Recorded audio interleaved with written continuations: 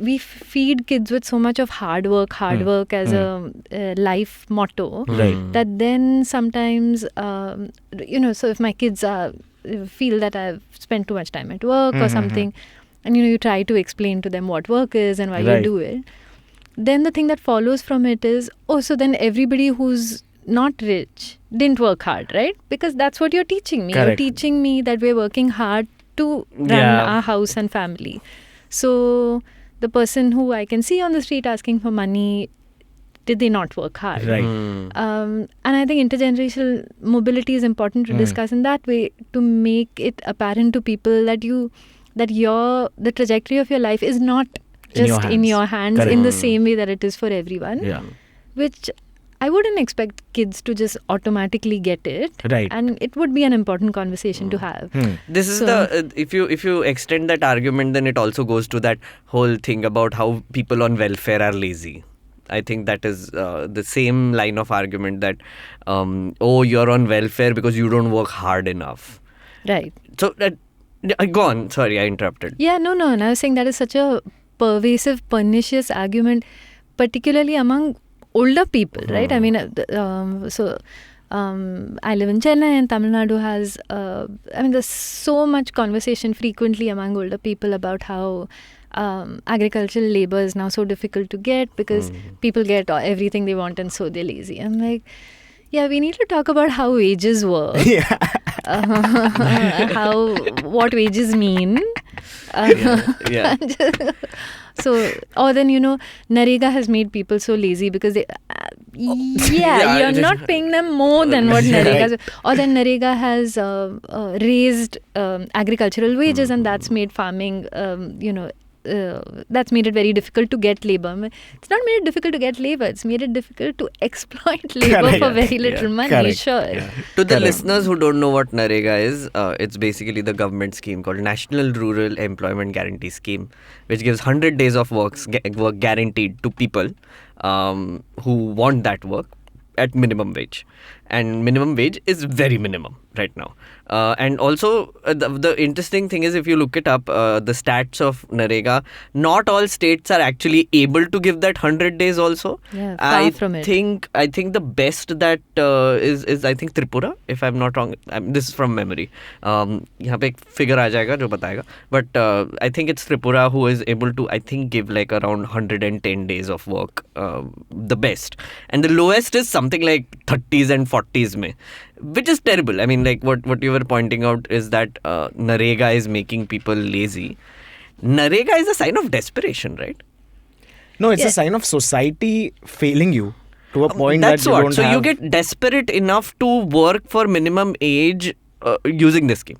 Yeah, minimum wage. Sorry. These are how social security nets work, right? When other avenues of decent work are not available, a society puts in place a social security net so that people don't fall below that. They're able to at least make minimum wage, and then you provide that work for people. Sure. So, I mean, desperation is one thing, but if you frame it from a more dignity of labor perspective, that's the idea, that anybody willing and able to work is not able to be provided that work by the economy because it's failing in the ways that it is. Right. The state sets in place a net. And if you're not physically able to work, then the state puts in place other benefits. For that sure. are, So that's the thinking behind it. And yeah, I mean, it changes wages as all social security does, right? So and we certainly saw during the pandemic this huge uptake of Narega, for example. Because people went home. Yeah.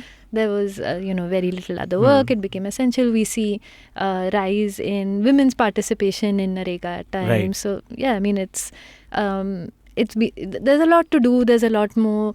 There's more work to provide under it. There's the types of work have to be worked on. There's wages coming on time to the right people to be worked on. Yes. But The medium in which the wages are paid also, like zero balance accounts being opened and then getting transferred, versus a middleman sitting there and just siphoning off some money and not letting it. Right. Lots of problems there. But so one sorry, before we begin, I just have one thing. So I've heard this statement a lot of times. You tell me if it's true or false, that Narega is a sign of rural distress. The more people are using this scheme, the more our rural economy is in distress. Is that true? I think from a baseline number, if it rises, then it is a sign of something else going on, right? So it could be a sign, yes, of distress and not finding other jobs. It also could be a sign of more reverse migration happening. And I think we did see that in the pandemic. It isn't just that people didn't have work. It is true. People didn't have work. But it's also that so many people from cities had returned home. And then what productive... You had left the village in the first place because there wasn't enough work. Now you had to be back home for a while. So uptake of Narega grew. So it could actually in your book, one of the things, sorry, I read reviews, so based on that, one of the things that they have highlighted, 3 reviews at least, is this whole fact about migration in India, where you are basically dispelling that notion, where so the general belief is that we are urbanizing fast, where people from small towns are moving to big cities, and you are like, no, that's not what is happening. Can you I would love to. So one thing I do want to always say is that if I ever give the impression of complete certainty in numbers and what they're saying, I wouldn't want to do that. So again, I want to, sort of preface this by saying that there's a possibility that there are things that the numbers are not picking up, and I'll tell you what that is. I don't want to leave that as some ambiguous caveat in which you can fill in everything and I'm safe. But I want to tell you specifically what that is. So yes, by our levels of income and development, we actually have lower levels of urbanization and migration than you would expect. Certainly lower levels of urbanization. So, for example, after every census, in a year or two after that, the census puts out projections for what they expect the world will look like in 10 or 20 years, India. And so between the 2001 and 2011 censuses, India didn't hit the rates of urbanization that had been anticipated in the 2001 census. So we are urbanizing more slowly than expected. Except for Kerala, I think no other state is more than 50% urban. So I'm leaving out the smaller ones, but I think Kerala maybe just crossed 50%. Now again, the projections for the future are for faster urbanization, but who knows if we're going to hit those. And sure, there are definitional issues here. So to meet the definition of urban, sometimes it doesn't happen. Sometimes it becomes even a very political issue. I talk about that in the book sometimes, because tax structures change, and so it's resisted, that tag. So sure, there are issues then. We could be missing some things there, but yes, broadly we aren't urbanizing at a level that that sometimes people have the impression that we are.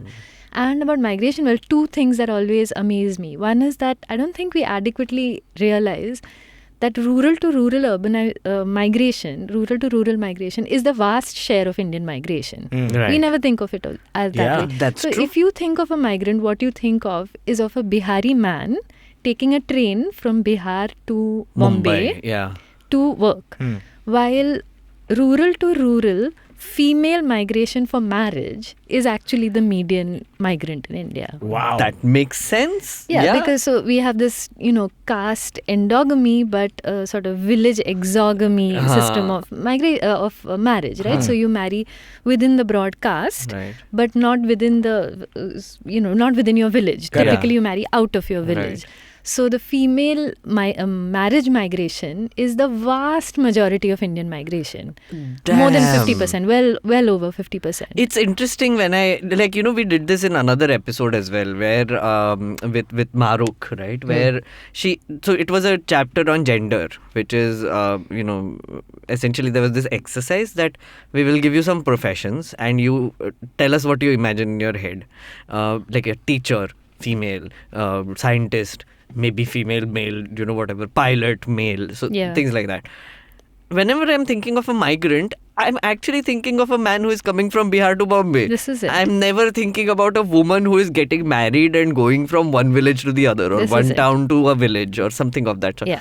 In fact, there are people in my own family who have women in my own family who have migrated just for this reason. So I am a marriage migrant as well. I am your median Indian migrant. I am a woman who migrated away from where she lives, sort of around circumstances to do with me getting married. So I am it. I am your median. Yeah. Every day you learn. Okay, so we are getting into the chapter now. Chapter 7, Markets Around Us. Shreyas, you want to read the introduction? Should I read the barcode also? Yeah, sure. Markets around us. We go to the market to buy many things. Vegetables, soap, toothpaste, masala, bread, rice, dal, clothes, notebooks, biscuits, etc. If we make a list of the goods that we purchase, it would be really long. There are many kinds of markets that we may visit for our everyday needs. These can include shops, hawker stalls in our neighborhood, a weekly market, a large shopping complex, perhaps even a mall. In this chapter, we look at some of these markets and try to understand how the goods that are sold there reach buyers, who these buyers are, who these sellers are, and the sort of problems they face. I am very confused about why this chapter exists also sometimes because sure, like I mean the entire chapter, like from what I've read, is so there is a local market, there is like shop, and there is mall. That's it. I think wholesale and retail was one thing that I thought could be a new concept which might be useful, but the rest seemed very like basic, and as you said, basic, but also like why? I mean, like, but I'm also wondering now that I'm thinking of as a kid, right? The places that I went to, the markets that I was exposed to, the kind of markets that I was exposed to, and maybe we can all sort of think about this a little as well. Okay, so there was a kirana shop that I went to often, which was in the neighborhood. That's right. तो हो गया शक्कर दाल वाल किराना लेने के लिए.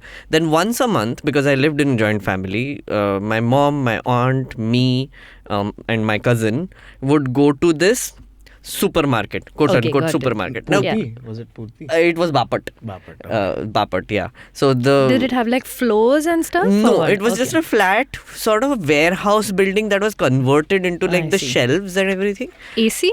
No. Okay. No AC. But it had a cart. Got it. So exciting. Yeah. That is the best thing I loved about like dragging that cart around. And also the fact that we were given 3 items we could pick. Each of us that we would want in the cart. Was there like a price limit? No price limit. But I would usually pick like Fryams. Fryams. What was the thing? The bubble gum that had a tattoo thing in it? Arey, Boomer. No, Big not Bubble. Boomer. You guys are this Boomer generation. I mean the young Boomer. It's for 5 rupees. There's a tattoo of like a monster. No, the colourful one. Big Bubble. No. It's yellow and red and blue.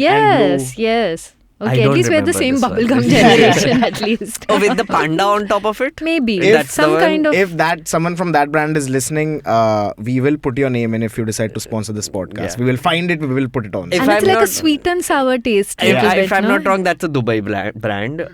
If I'm not wrong. I know which one you're talking about. Yeah, this is I'm talking Indian, guys. Indian bubble, big bubble, whatever. But okay, so we had this where we could pick 3 items and put it in a cart. And then other than that, I don't think we went to malls ever, probably because we Nagpur didn't have malls. Malls. We didn't have malls there. I think in around like when I was like 9th grade or 10th grade, in 2004-5 is when the first mall opened, and that just was exciting because it has a movie theater inside. Okay, right. It was a big fucking deal. Yeah, it was a big deal, and it has a game arcade thing. Oh my god, that's all you want. That's all. But other than that, the shops were the same. I see. It didn't have like a McDonald's or something. McDonald's came in 2016. Yeah. Into Nagpur. First McDonald's in Nagpur. 2016? Yeah. Like Parva. Yeah. So I have an article about this. We will link this article here because it had 4.8 on Zomato. McDonald's when it opened. Yeah. Because people were just like, we have been waiting for this for so many years. But McDonald's is always rated very high. Like even now, McDonald's and KFC are very highly rated on Zomato. Yeah. But KFC came before McDonald's actually. KFC came slightly before McDonald's. Yeah, which was also not like it was like 2014-15 KFC came. Yeah. But in Nagpur, Domino's came early. Right, yeah. Domino's, Pizza Hut and Domino's Pizza were there Hut for and a while. Domino's came Yeah, much yeah. Pizza early. took time. Pizza came Yeah, a little but later. in the malls though, like the bigger mall just opened in the 2010s, I would say. Like, I mean, whatever. But so, what were the kind of shops you guys were exposed to? I also had a neighborhood kirana. And I say had, but it has remained, I mean, it's had a glow up, but it's still pretty much the same where my parents' house is.